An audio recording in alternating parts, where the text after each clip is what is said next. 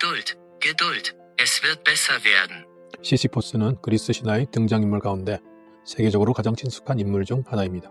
실존주의 철학자 알베르트 까미의 시시포스의 신화의 영향이 크지 싶습니다. 족보상으로는 그리스인의 시조 헬렌의 손자이자 아이올로스의 아들입니다. 아이올로스라는 이름은 시시포스 아버지 말고도 그리스 신화에 두 명이 더 등장해 누가 누구인지 헷갈리게 합니다. 우리의 당군 왕검에 해당하는 헬렌은 그리스 문화나 정신을 일컫는 헬레니즘이란 말의 유래가 된 인물입니다.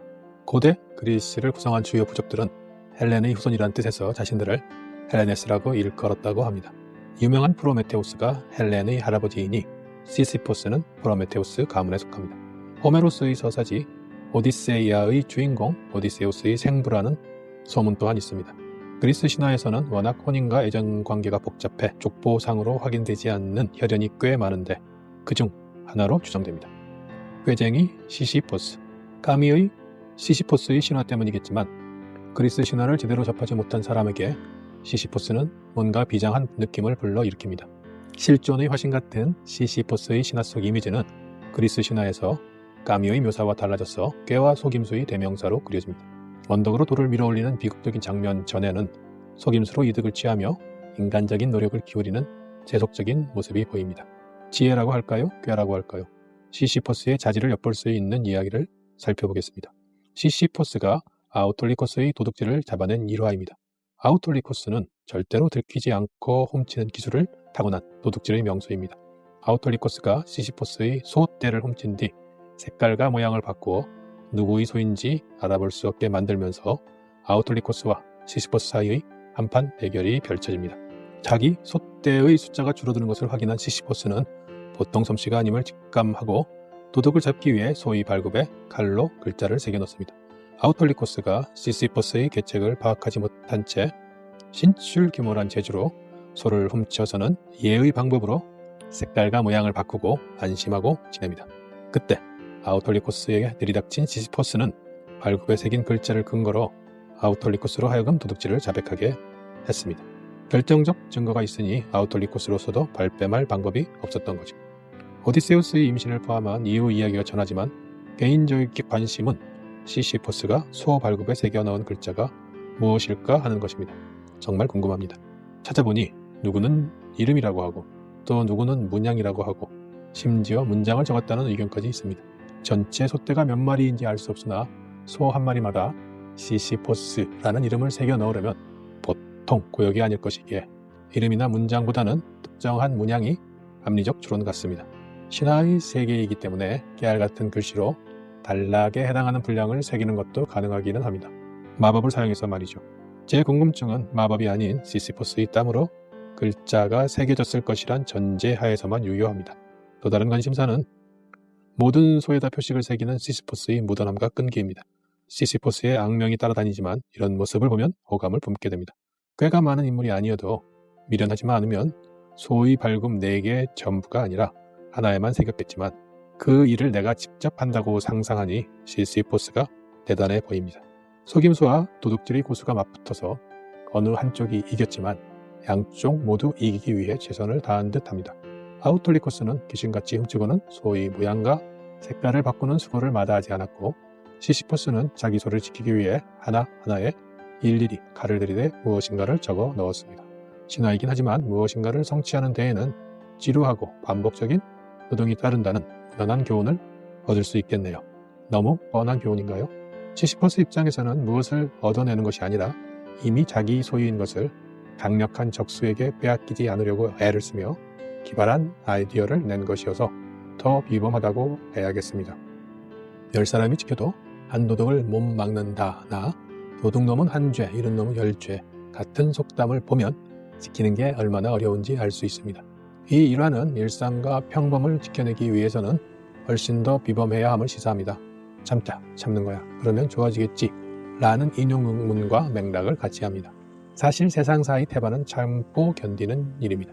하지만 그냥 참고 견디는 게 아니라 시시포스처럼 소 한 마리마다 발굽에 무엇인가를 새기면서 견디는 과정이어야 합니다. 무의의 견딤은 수행이거나 빈둥거림입니다. 물론 둘 다 의의가 있습니다.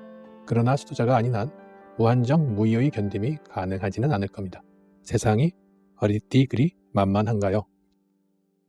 1만 시간의 법칙. 1만 시간의 법칙이라는 게 있습니다. 한 번쯤 들어봤을 소위 법칙입니다.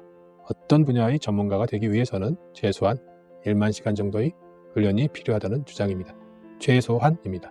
1만 시간은 매일 3시간씩 훈련한다고 치면 10년이 걸립니다. 무리해서 하루 10시간씩 공을 들인다면 3년에 달성할 수 있는 목표입니다. 1만 시간의 법칙은 미국 콜로라도 대학교 심리학자 앤데스 에릭슨이 1993년에 발표한 논문에서 처음 제시되었습니다. 세계적인 바이올린 연주자와 아마추어 연주자 간 실력 차이는 대부분 연습 시간에서 비롯하였으며 우수한 집단은 연습 시간이 1만 시간이었다는 연구 결과를 논문에서 밝혔습니다. 바이올린 연주에 관한 한 법칙이 맞는 듯합니다. 제 아들이 어려서 바이올린을 배우는 것을 지켜보았는데 어쩌다 제가 집에 있을 때 레슨을 받으면 정말 그 소리를 들어주느라 이만저만한 고통이 아니었습니다. 정말 깽깽이 소리였습니다. 소음에 가까운 소리를 오랫동안 내더니 몇 년이 지나서야 음악에 근접한 연주가 되더군요.